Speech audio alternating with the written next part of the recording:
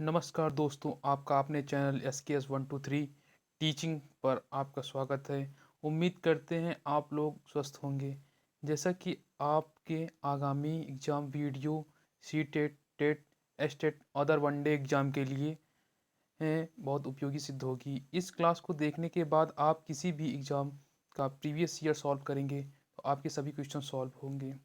तो फ्रेंड, आइए शुरू करते हैं हिंदी विषय का बहुत महत्वपूर्ण चैप्टर वर्णमाला से, जो कि यहाँ से सभी एग्जाम में कम से कम 2 से 3 प्रश्न पूछे जाते हैं।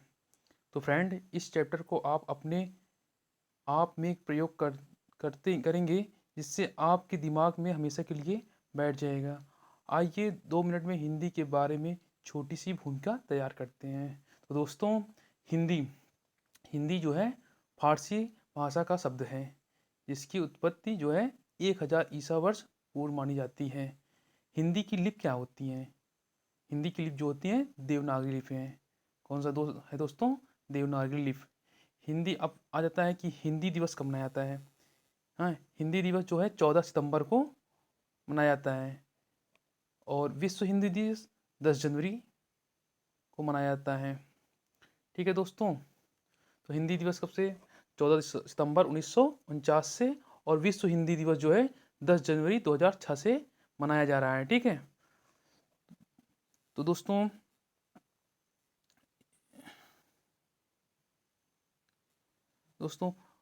हिंदी राष्ट्रभाषा के रूप में पंजीकृत नहीं है हमारे यहाँ। वास्तव में भारत की कोई आधिकारिक राष्ट्रीय भाषा नहीं है। संविधान में इसका उल्लेख जो है कहाँ से कहाँ तक है? अनुच्छेद 343 खंड का से लेकर 351 तक है। ठीक फ्रेंडो, कहाँ से कहाँ तक है? हमारे संविधान के भाग 17 के अनुच्छेद 343 से 351 तक है। ठीक है, देवनागरी या जो अनुसार क्या लिखा हुआ है? 343 खंड पहले में लिखा गया है कि देवनागरी लिपि में लिखित हिंदी संघ की राजभाषा है, ना कि राष्ट्रभाषा। क्या है? राजभाषा है। ठीक है, कोई पूछ सकता है कि हिंदी क्या है, राष्ट्रभाषा है या राजभाषा? तो यह जो है राजभाषा है। हमारे संविधान में इसके लिए राजभाषा लिखा गया है कि राष्ट्रीय भाषा ना होकर कि भी राजभाषा ही है। ठीक है, आधुनिक हिंदी के जनक किसे कहा जाता है? आपको पता है? आधुनिक हिंदी के जनक भारतेंद्र हरिश्चंद्र जी को आ जाता है, क्योंकि उन्होंने गद्य विषय में विशेष योगदान दिया था। ठीक है फ्रेंड, अब आइए फ्रेंड, व्याकरण। व्याकरण, हिंदी व्याकरण। व्याकरण व्याकरण शब्द कौन सा शब्द है? पूछ लेगा एग्जामिनर कि आपसे कि हिंदी का शब्द है या हिंदी जो है किसका है शब्द? व्याकरण जो है किसका शब्द है? पुल्लिंग है या स्त्रीलिंग? तो क्या है? व्याकरण जो है ये है पुल्लिंग शब्द है। ठीक है फ्रेंड, हिंदी शब्द को शुद्ध रूप में लिखने बोलने संबंधी नियमों का पालन या बोध करना ही व्याकरण कहलाता है। ठीक है, व्याकरण व्याकरण जो है विधन आकर से बना हुआ है, जो कि पुल्लिंग का शब्द है। अब ये एग्जाम पूछ लेता है कि व्याकरण कौन सी संधि आगे आप पढ़ेंगे, तो यह जो है यड़ संधि का उदाहरण है। ठीक है फ्रेंड, वर्णमाला। वर्णमाला शुरू करते हैं। तो भाषा संस्कृत के भाष शब्द से बना है। भाष का अर्थ है बोलना। भाषा की सार्थक इकाई इकाई जो है इकाई वाक्य है। ठीक है, भाषा की जो सार्थक इकाई है वह वाक्य है। वाक्य से छोटी इकाई उपवाक्य है। वाक्य से जो वाक्य से छोटी इकाई क्या होगी? इकाई होगी उपवाक्य है। और उपवाक्य से छोटी इकाई जो है पदबंध है, और पदबंध से छोटी इकाई पद है। पद या शब्द कह सकते हैं। और पद से छोटी इकाई अक्षर है। पद से छोटी इकाई क्या है? अक्षर है। और अक्षर से छोटी इकाई ध्वनि या वर्ड है। ठीक फ्रेंड, इसी क्रम में जैसे ध्वनि सबसे छोटी क्या क्या क्या होगी? जो हम बोल रहे हैं ध्वनि, जो हमें सुनाई देता है, ध्वनि उसे कहते हैं। ठीक है, जैसे वर्णों का जो हमें सुनाई दे रहा है वो ध्वनि कह रहे हैं। तो ध्वनि से बड़ी इकाई क्या होगा? जो हम बोल रहे हैं ये क्या है? ध्वनि है। अगर उसको लिख दिए तो एक अक्षर के रूप में का लिख दिए, ये अक्षर के रूप में आ गया। ठीक है, उसी प्रकार उसका बड़ा रूप क्या हो जाएगा? पद हो जाएगा। फिर पदबंध बनेगा, फिर उपवाक्य बनेगा, फिर वाक्य बनेगा। वाक्य में जैसे वह खाना खा रहा है, यह क्या हो गया? एक वाक्य। ठीक है फ्रेंड, तो आइए आगे। जैसे काम है, अब आपसे पूछ लिया लेगा एग्जामिनर कि काम काम में कितने अक्षर हैं? तो 2 अक्षर हैं। कितने अक्षर? 2, का और मा। ठीक है, अगर आपको एग्जामिनर बोल दिया कि इसका वर्ण विच्छेद करो, तो इसका वर्ण विच्छेद काम का क्या हो जाएगा? क्योंकि इसमें जो हमेशा व्यंजन जो होता है उसमें हमेशा स्वर जो है छिपा रहता है। ठीक है, जैसे अब देखिए ये का ये जो लिखा हुआ है इसमें हमेशा स्वर छिपा हुआ है, तो का शुद्ध रूप क्या होगा, ये आधा का होगा और ये प्लस आ होगा। ठीक है फ्रेंड, ठीक। उसी प्रकार तो इसमें कितने वर्ड हैं, 4 वर्ड हैं। ठीक फ्रेंड, अब आइए वर्ड की प्रोसेस हम समझते हैं। तो वर्ड जो है ये भाषा की सबसे छोटी इकाई ध्वनि या वर्ड होती है। भाषा की सबसे छोटी इकाई क्या होती है, ध्वनि या वर्ड। जैसे हम जो बोल रहे हैं ध्वनि तो सुन रहे हैं क फ ज, जो ध्वनि से ही तो वर्ड का निर्माण होता है फ्रेंड। ध्वनि वर्ड का उच्चरित रूप है, मतलब जो उच्चारण करेंगे वह जो है वह ध्वनि है, वर्ड वर्ड कहते हैं उसे। और जो लिख देते हैं ध्वनि का लिखित रूप जो है वर्ड है। ठीक है फ्रेंड, क्या समझे आप, ध्वनि जो है वर्ड का उच्चरित रूप है और वर्ड ध्वनि का लिखित रूप है। ठीक। वर्णमाला, वर्णमाला किसे कहते हैं, वर्णमाला वर्णों के व्यवस्थित समूह को वर्णमाला कहते हैं। ठीक है फ्रेंड, व्यवस्थित समूह को वर्णों के व्यवस्थित समूह को वर्णमाला कहते हैं। हिंदी में कुल कितने वर्ड हैं, 52 वर्ड हैं। ये क्वेश्चन बहुत बार पूछा गया है एग्जाम में कि हिंदी में कुल कितने वर्ड हैं, 52 वर्ड हैं। ठीक फ्रेंड, मूलतः हिंदी में उच्चारण के आधार पर 45 वर्ग होते हैं, 10 स्वर होते हैं, 35 व्यंजन एवं लेखन के आधार पर 52 होते हैं। ठीक फ्रेंड, उच्चारण मतलब जो हम बोल रहे हैं उसके आधार पर 45 वर्ड होते हैं और लिखने के आधार पर 52 वर्ड होते हैं। 13 स्वर उसमें होते हैं और 35 व्यंजन और 4 संयुक्त व्यंजन। संयुक्त व्यंजन में कौन सा, छ तंग ग्र और स्रा।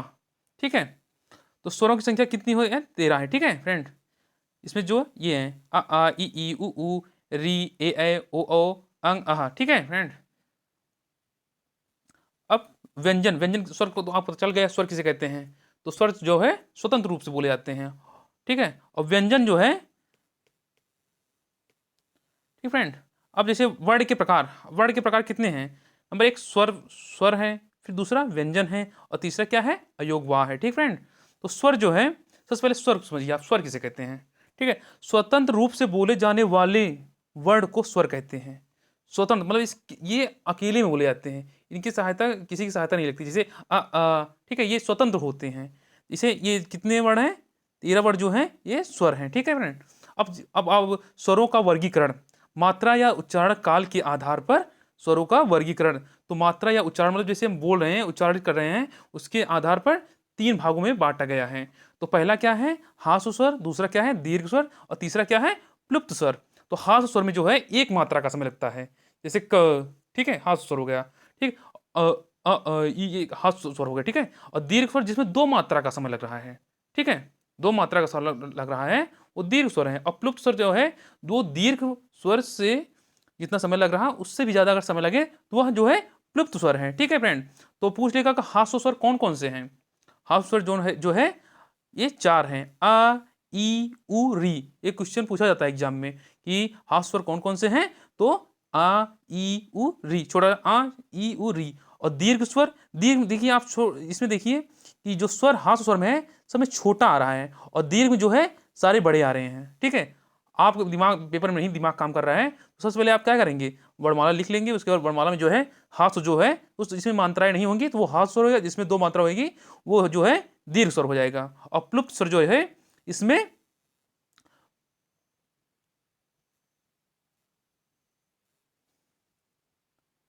प्लुप्त स्वर जो है जिनके उच्चारण में दीर्घ स्वर से भी अधिक समय लगता है। किसी को पुकारने में या नाटक के संवादों में इसका प्रयोग किया जाता है, जैसे राम, मोहन, ओम। ये सब लुप्त स्वर हैं। ठीक है फ्रेंड, अब आइए अगला। अब जीभ के प्रयोग के आधार पर स्वर। ठीक है, तो जीभ के प्रयोग के आधार पर स्वर कितने प्रकार से होते हैं, 3 प्रकार से। कौन कौन से, अग्र स्वर, मध्य स्वर, पश्च स्वर। ठीक फ्रेंड, जैसे कि ये आपका हो गया, ये जीभ हो गया। ठीक है, इसमें से जो है ये जो है अग्र स्वर हो गया और इसके बाद मध्य स्वर, ये हो गया पश्च स्वर। ठीक है, तो अग्र स्वर से जो है क्या बोला जाता है, सबसे पहले आपके ध्यान रखना है कि मध्य स्वर से जो है यहाँ से बीच से छोटा आ बोला जाता है। ठीक है जी में, और अग्र स्वर से ई, बड़ा ई और ए और ऐ बोला जाता है। ठीक फ्रेंड, और जो यहाँ पश्च स्वर है यहाँ से क्या बोला जाता है, यहाँ से क्या बोला जाता है, एक मिनट,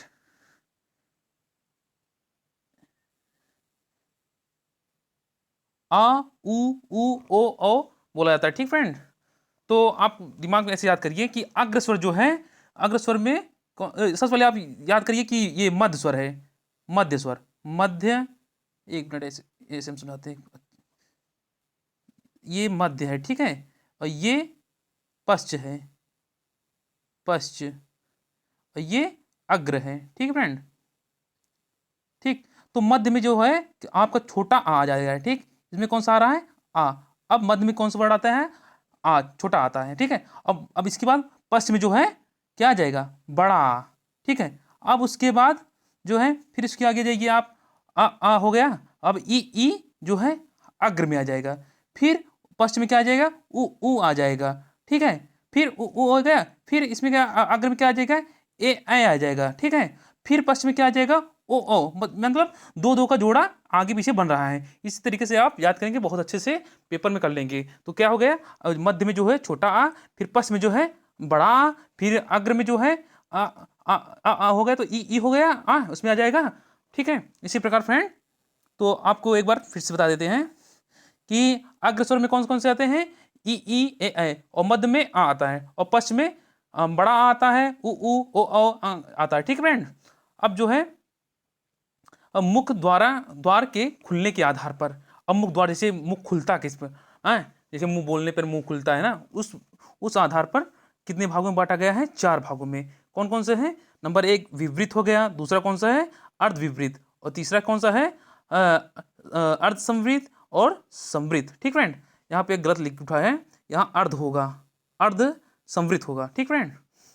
तो जैसे अब आप पूछ लीजिएगा कि विवृत क्या है, विवृत स्वर, ठीक है। तो विवृत जो होता है, जिन स्वरों के उच्चारण में मुख द्वारा पूरा खुलता है, मुख द्वार जो है पूरा खुलता है, जैसे विवृत, ये आ बोलने पे देखिए आपका मुंह पूरा खुल रहा है ना, तो यह कौन सा है, विवृत स्वर है, ठीक है। उसी प्रकार से दूसरा कौन सा है, अर्ध विवृत, जिन स्वरों के उच्चारण में मुख द्वार आधा खुलता है। देखिए विवृत में क्या होता था कि मुख द्वार जो है पूरा खुलता था, और अर्ध विवृत में आधा खुल रहा है, जैसे इसमें ए ओ, ठीक है। इसमें देखिए आपका मुंह जो है आधा खुल रहा है, और विवृत में पूरा खुल रहा था। इसी प्रकार तीसरा कौन क्या है, अर्ध संवृत, अर्ध संवृत में जिन स्वरों के उच्चारण में मुख द्वार आधा बंद रहता है, ठीक है, उसमें देखिए खुला रहता है, इसमें आधा बंद रहता है अर्ध संवृत में। देखिए आप अब आप बोलने का प्रयास करिए और देखिए कि आपसे हो रहा है कि नहीं है, जैसे ए ओ, ये जिसमें देखिए आपका मुंह आधा बंद है, ठीक है। उसी प्रकार संवृत क्या है, इसमें क्लोज रहता है मुंह, मतलब जो आपका बोलने पर आपका मुंह लगेगा कि बंद है मेरा मुंह, ठीक है। ये जिन स्वरों के उच्चारण में मुख द्वारा लगभग बंद रहता है, लगभग बंद, जैसे आपको लगेगा बंद है, जैसे आप बोलिए ई उ, इन सब बोलने से आपको जैसे लगेगा कि मुख बंद है, ठीक है फ्रेंड। इसी प्रकार ओठ की स्थिति के आधार पर, ठीक, ओठ की स्थिति के आधार पर स्वर के स्वर की भेद, ठीक है। तो जो है आवृत्तिमुखी है और वृत्तमुखी है। तो आवृत्तमुखी किसे कहते हैं, जिन स्वरों के उच्चारण में ओठ वृत्तमुखी या गोलाकार नहीं होते हैं। आवृत्तमुखी में जो है जिसे बोलने पर मुंह का ओठ का देखिए आप, तो उसमें जो है गोला टाइप का दिखाएगा, ओठ जो है गोला टाइप दिखाएगा, तो इसमें जो है आवृत्तमुखी में गोलाकार नहीं दिखता है, जैसे ई ए, ये सब बोलने में देखिए आपका ओठ जो है गोलाकार नहीं बनेगा। लेकिन जो वृत्तमुखी है, जिन स्वरों के उच्चारण में ओठ वृत्तमुखी या गोलाकार होते हैं, देखिए उ ओ, इस ये सब बोलने पे आपकी ओठ जो है वृत्ताकार बनते हैं। तो फ्रेंड जो है आवृत्ति मुखी क्या है, जिसमें वृत्तमुखी या गोलाकार नहीं बनते हैं, जो कि ई ए हो, और वृत्तमुखी जो है जिसमें वृत्त मुखी या गोलाकार ओठ बनते हो, वो वृत्तमुखी है, ठीक है। इसमें कौन कौन से हैं, ओ, ठीक है। और इसी प्रकार पांचवा जो है हवा के नाक व मुंह से निकलने के आधार पर, अब जैसे आप बोल रहे हैं तो हवा बाहर निकल रही है उसके आधार पर, ठीक है फ्रेंड। तो इसमें ये भी 2 पार्ट हैं, इसमें क्या है, पहला निरुनासिक और दूसरा क्या है, अनुनासिक। तो निरुनासिक किसे कहते हैं, जिन स्वरों के उच्चारण में हवा केवल मुंह से निकलती है। जब आप बोले देखिए ये सब बोल कर आप ट्राई करिए तो आपको ज़्यादा अच्छे से समझ में आएगा। जैसे ई देखिए आपके मुंह से हल्का हल्का हवा निकल रहा है, ठीक है, केवल मुंह से निकलता है। लेकिन जो है अनुनासिक है, जिन स्वरों के उच्चारण में हवा मुंह के साथ साथ नाक से भी निकलता है। किससे निकलता है फ्रेंड, नाक से भी निकलता है। जैसे देखिए इसमें जो ये चंद्र बिंदु है, इसको चंद्र बिंदु बोलते हैं, तो इसको बोलने से नाक से और मुख से दोनों से हवा निकलेगा, ठीक है फ्रेंड। उसी प्रकार आप आ जाइए सजातीय स्वर, पेपर में बहुत बार पूछा गया है कि सजातीय स्वर कौन कौन से हैं। तो वे स्वर जो एक ही जात के होते हैं, ठीक है। जैसे कि इसमें क्या है, आ धन आ बराबर आ, मतलब एक ही जो वे स्वर जो एक ही जात के बने होते हैं, जैसे ठाकुर से ठाकुर बने हुए, पंडित से पंडित बने हैं, एक ही से एक ही जात के बने होते हैं। जैसे अ धन आ बराबर आ, ई धन ई बराबर ई, ठीक है, बड़ा ई, ठीक है। उसी प्रकार विजातीय स्वर, विजातीय स्वर किसे कहते हैं? तो वे स्वर जो अलग अलग जाति के होते हैं, इन्हें संयुक्त स्वर भी कहते हैं। मतलब इसमें देखिए जाति में क्या हो गया, आ धन आ बराबर बड़ा हो गया, एक ही जात के दोनों, लेकिन विजाति में जो है वो दोनों जो है अलग अलग जात के होते हैं। ठीक फ्रेंड, इसमें से देखिए आपका 4 वर्ण ऐसे हैं, जैसे ये क्या नाम है, ए किससे बनता है? आ धन ई से बनता है। ठीक फ्रेंड, आ धन ई, दो वर्णों से मिलकर ए का निर्माण हुआ है। ठीक है, और जो ए है ये जो है आ धन ए से बना हुआ है। ठीक, उसी प्रकार ओ जो है ऊ आ धन ऊ से बना हुआ है। ठीक फ्रेंड, और जो औ है आ धन ओ से बना हुआ है। ठीक फ्रेंड, तो जो अगर आपको एग्जाम में पूछ सकता है कि संयुक्त स्वर कौन कौन से हैं, तो ए ओ औ। ठीक फ्रेंड, ए ओ औ, इन सब का निर्माण हुआ है संयुक्त स्वर से। ठीक है, इसी प्रकार से भाई ये आपका पहला टॉपिक कंप्लीट हुआ, क्या स्वर कंप्लीट हो गया। हाँ, स्वर से जो क्वेश्चन पुटअप करना है यहाँ से आपसे पूछेंगे। उसके बाद व्यंजन, व्यंजन आइए, व्यंजन, व्यंजन जो है ये जो है स्वरों की सहायता से बोले जाते हैं। किसकी सहायता से बोले जाते हैं? स्वर की सहायता से बोले जाते हैं। जैसे का लिखा हुआ है, ये जो है गलत है, इसमें हमेशा हलंत लगा होता है। ठीक, इसमें स्वर छुपा रहता है। हाँ, का धन आ होता है, तो बराबर बराबर क्या होता है? का। ठीक फ्रेंड, इसी प्रकार तो क्या है इसमें परिभाषा आप जान लीजिए, स्वर की सहायता से बोले जाने वाले वर्ड व्यंजन कहलाते हैं। मतलब जो है स्वरों की सहायता से जो वर्ड बोले जाते हैं उन्हें व्यंजन कहते हैं। प्रत्येक व्यंजन उच्चारण के में आ स्वर मिला होता है। जैसे आप अगर बोल रहा है कोई ख ख, तो ख में क्या है? हमेशा जो है स्वर मिला हुआ है। ये इसका सही रूप क्या हो गया? खा में हलंत लगा रहेगा प्लस आ हमेशा हर वर्ड के साथ, जो व्यंजन होते हैं हर वर्ड के साथ जुड़े रहते हैं। ठीक फ्रेंड, उसी प्रकार ठीक है, तो व्यंजनों की संख्या कितनी मानी गई है? 33 मानी गई है। इसमें से द्विगुण व्यंजन ड ढ को जोड़ देने पर इनकी संख्या कितनी हो जाती है? 35। तो व्यंजनों स्वरों की संख्या कितनी है? 13, और व्यंजनों की संख्या कितनी है? 33 मानी गई है। लेकिन अगर द्विगुण व्यंजन अगर हम जोड़ देंगे तो 35 हो जाएगा। ठीक फ्रेंड, अब जैसे आपको एक नियम ये भी जानना चाहिए, आप लोग गलती करते हैं, जैसे कि था, ठीक है, था में जो है ये कुछ लोग पूरी लाइन खींचते हैं, ये गलत है। इसमें जो है आधी लाइन खींची जाती है। था हो गया और धा हो गया, और धा धा कैसे लिखते हैं आप लोग? धा, ऐसे सही रूप ये है, धा हो गया। उसके बाद भा हो गया, भा में भी पूरी लाइन नहीं खींची जाती है। ठीक फ्रेंड, उसी प्रकार आइए व्यंजन का वर्गीकरण, व्यंजन का जैसे स्वर का वर्गीकरण हो गया था, ठीक है, अब व्यंजन का वर्गीकरण होगा। तो व्यंजन का वर्गीकरण जो है का से ज्ञा तक इसको पार्ट में बांटा गया है। ठीक है फ्रेंड, तो व्यंजन को भी फ्रेंड स्पर्श व्यंजन वर्ड और अंतस्थ व्यंजन वर्ड, उसमें संघर्षी व्यंजन वर्डों के रूप में बांटा गया है। उसी प्रकार से जैसे अब आइए आप आगे देखिएगा, जैसे इसमें या रा लावा ये क्या है? अंतस्थ व्यंजन है। ठीक है, ये और सा खा सा क्या है? उस व्यंजन, और छत्रंग्र्या और स्रा जो है संयुक्त व्यंजन, और का से लेकर मा तक जो है स्पर्श व्यंजन है। ठीक, इसका आपको परिभाषा के रूप में अच्छे से समझाया जाता है आगे नीचे। ठीक फ्रेंड, अब ऐसे आपको एग्जाम पूछ लेता है कि अर्ध स्वर कौन कौन से हैं? अर्ध स्वर कौन कौन से हैं? तो अर्ध स्वर जो है स्वर जो है या और वा हैं। जिन व्यंजन वर्ड का उच्चारण आंशिक रूप से स्वरों की भांति होता है उन्हें अर्ध स्वर कहते हैं। या और वा, देखिए या वा, देखिए स्वर क्या क्या हो रहा है? जिन वर्डों का उच्चारण आंशिक रूप से स्वरों की भांति होता है, इनका जो है उच्चारण जो है स्वरों की भांति हो रहा है। ठीक फ्रेंड, उसी प्रकार अब आ जाइए आपका स्पर्श व्यंजन। स्पर्श व्यंजन क्या होता है? जिन व्यंजन वर्णों का उच्चारण करने पर उच्चारण स्थान को पूर्ण रूप से स्पर्श किया जाता है, उन्हें स्पर्श व्यंजन कहते हैं। ठीक फ्रेंड, तो जैसे कि जिन वर्णों का उच्चारण करते समय हवा फेफड़ों से निकलती एवं मुंह के किसी भी विशेष स्थान जैसे कंठ, तालु, मूर्धा, दांत या ओठ का स्पर्श करते हुए निकले, उच्चारण स्थान के आधार पर स्पर्श व्यंजन के वर्ग हैं। ठीक फ्रेंड, जैसे अब आप देख लीजिएगा, इसमें जो है का से लेकर माँ तक, अगर आप पेपर में आ गया कि का से लेकर स्पर्श व्यंजन संख्या कहाँ से कहाँ तक है, तो का से लेकर माँ तक इनकी कुल संख्या कितनी है स्पर्श व्यंजन की? 25 है। कितना है? 25। ठीक फ्रेंड, उसी प्रकार अब आ जाइए, स्पर्श व्यंजन आपका हो गया। और अब आ जाइए दूसरे नंबर पर अंतस्थ व्यंजन। अंतस्थ व्यंजन किसे कहते हैं? ठीक फ्रेंड, अंत जिन वर्णों का उच्चारण करने पर वायु ज्यादा गर्म, ओ सॉरी मैन फ्रेंड, अंतस्थ व्यंजन किसे कहते हैं? ऐसे वर्ण जो व्यंजन एवं स्वर दोनों होते हैं, अर्थात जिन वर्णों का उच्चारण करने पर उच्चारण स्थानों को आंशिक रूप से स्पर्श करते हैं, तो उन्हें अंतस्थ व्यंजन कहते हैं। ठीक फ्रेंड, य र ल व, ये समझ लीजिए, आप ऐसे सोचिए कि अंतस्थ व्यंजन जो है अंदर से निकल रहे हैं। कौन कौन से हैं? अंदर से निकल रहे हैं। य र ल व, देखिए आप तो श्वास होते हैं अंदर से लगता है कि पेट के अंदर से निकल रहा है। ठीक है, य र ल व। और ऊष्म व्यंजन, ऊष्म व्यंजन किसे कहते हैं?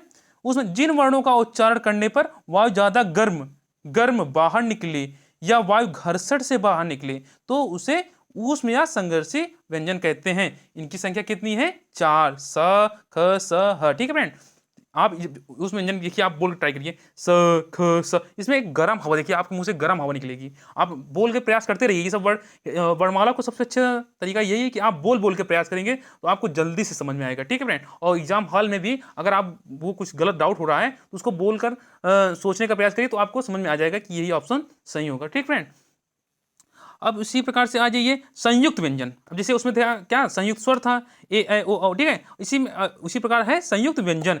जब दो व्यंजन वर्ण के मध्य में कोई स्वर ना आए और वे दोनों व्यंजन वर्ण, यहाँ गलत लिखा हुआ है, वर्ण होता है, वर्ण मिलकर एक नए वर्ण का निर्माण करते हैं, तो उसे संयुक्त व्यंजन वर्ण कहते हैं। जैसे छ, त्रंग, ज्ञ और स्रा। तो छ जो है किससे बना हुआ है? का, देखिए का से, और एग्जाम में बहुत बार पूछा गया है कि छ किससे बना हुआ है? तो का में जो है हलंत लगा होता है और प्लस सांस बना होता है। ठीक है, और इसके बाद त्रा, त्रा जो है किससे बना हुआ है? त्रा, ता, त्रा जो है ता और रा से बना हुआ है। ठीक है, उसी प्रकार ज्ञा किससे बना हुआ है? ज्ञा, ज्ञा जो है जा और धन इया से बना हुआ है। ये एग्जाम में बहुत बार पूछे गए फ्रेंड। ठीक है, आपको इसे ध्यान दे रखना है। उसके बाद जो है स्रा किससे बना है? स्रा जो है ये बना हुआ है स हलंत, सब में हलंत रहेगा फ्रेंड, इसको ध्यान रखिएगा आप। ठीक है, तो अब संयुक्त व्यंजन कौन कौन से हैं? छत्र, ज्ञ और स्रा। ठीक फ्रेंड, और इसी प्रकार अगर आपसे एग्जाम में ये क्वेश्चन बहुत बार पूछा गया है कि छ वर्ड में हिंदी वर्णमाला में किसके बाद आता है? छ वर्ड जो है हिंदी वर्णमाला में किसके बाद आता है? तो छ वर्ड जो है हमेशा हिंदी वर्णमाला में का के बाद आता है। बहुत बार क्वेश्चन पूछा गया है ये सब, ये बहुत इंपॉर्टेंट है।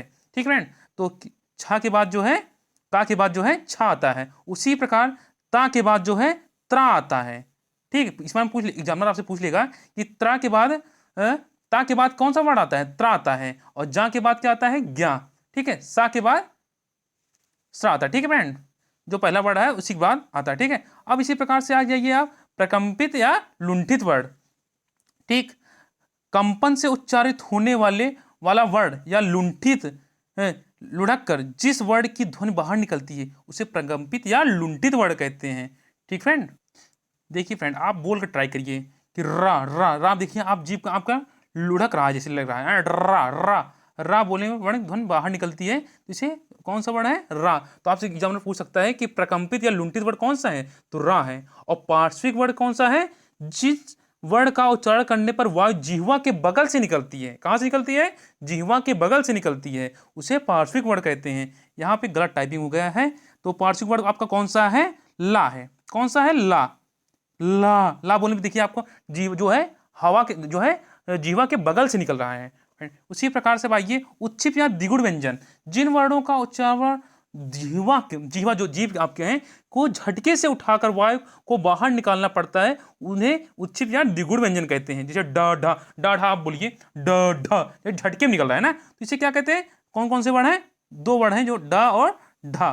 ठीक फ्रेंड, अब आपको समझ में आ गया। इसमें अर्ध स्वर पूछ लेंगे तो अर्ध स्वर कौन कौन से हैं? या और वा। और लुंठित स्वर, लुंठित कौन सा है? रा। ठीक है, उसी प्रकार पार्श्विक कौन सा है? ला है। ठीक फ्रेंड, अब आ जाइए, अब पहला कंप्लीट हो गया, स्वर आपका हो गया कंप्लीट, व्यंजन हो गया। अब अयोगवाह में आ जाइए। अयोगवाह वे वर्ड जो ना स्वर ना ही व्यंजन होते हैं, उन्हें अयोगवाह कहते हैं। मतलब ये ना स्वर में गिने जाएंगे ना व्यंजन में गिने जाएंगे। ठीक है, इनकी संख्या कितनी है? 2। तो अयोगवाह की संख्या कितनी है? 2। नंबर 1 कौन सा है? अनुस्वार। दूसरा कौन सा है? विसर्ग। अनुस्वर क्या है? अंग। जैसे संपदा, संपदा में देखिए आप, ये जो अंग की बिंदु लगी है ये है अनुस्वार, ठीक है। और विसर्ग में जो जो ये देखिए दुख ख, ये जो बिंदु लगा है इसे कहते हैं अयोगवाह, ठीक है।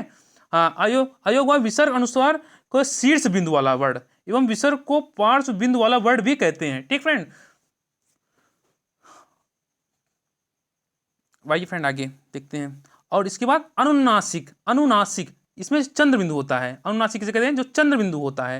ये देखिए ये चंदा लिखा है, चांद लिखा है, चांद, तो ये कौन सा वर्ड है? ये कौन सा बिंदु? अनुनासिक है। जैसे हंसना हो गया, हाँ ये बिंदु हंसना, ठीक है फ्रेंड। तो अब द्वित व्यंजन, एग्जाम में बहुत बार पूछा गया है कि द्वित व्यंजन कौन से हैं। तो द्वित व्यंजन कौन कौन से हैं?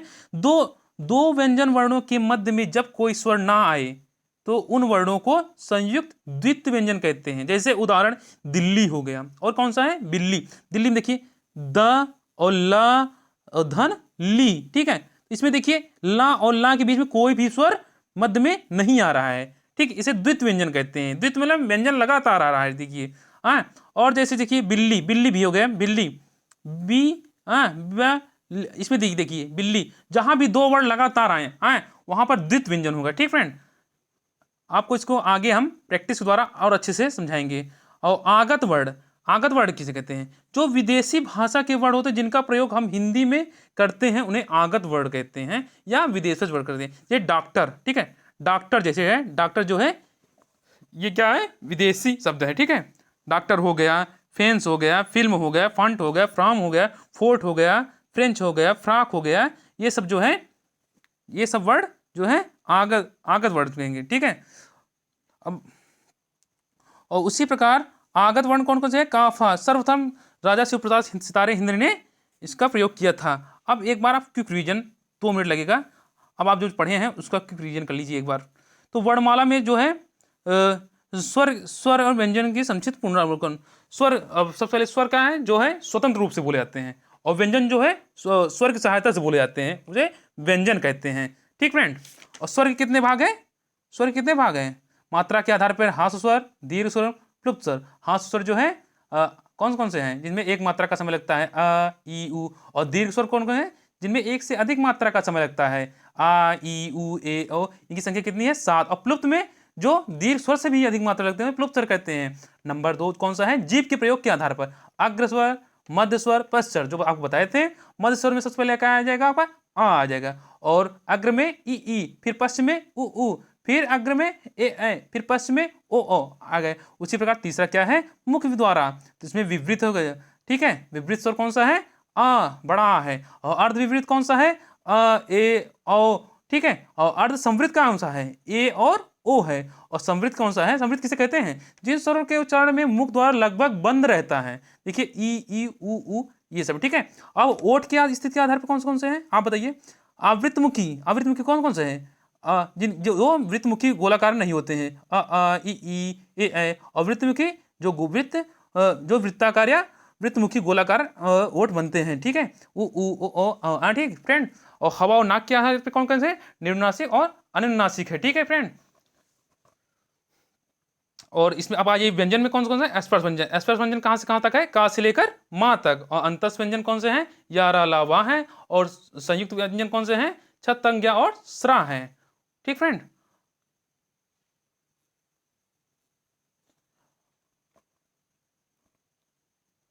और अर्ध स्वर कौन कौन से हैं? या और वा। और रा क्या है? लुंठित स्वर। और ला पार्श्विक, ठीक फ्रेंड। उम्मीद करते हैं कि आपको यह वीडियो बहुत अच्छे से समझ में आ गया होगा। आप इस वीडियो को एक बार और देखिएगा, और अच्छे से आप बोल कर इसका अभ्यास करेंगे तो आपको बहुत अच्छे से जानकारी मिलेगी फ्रेंड।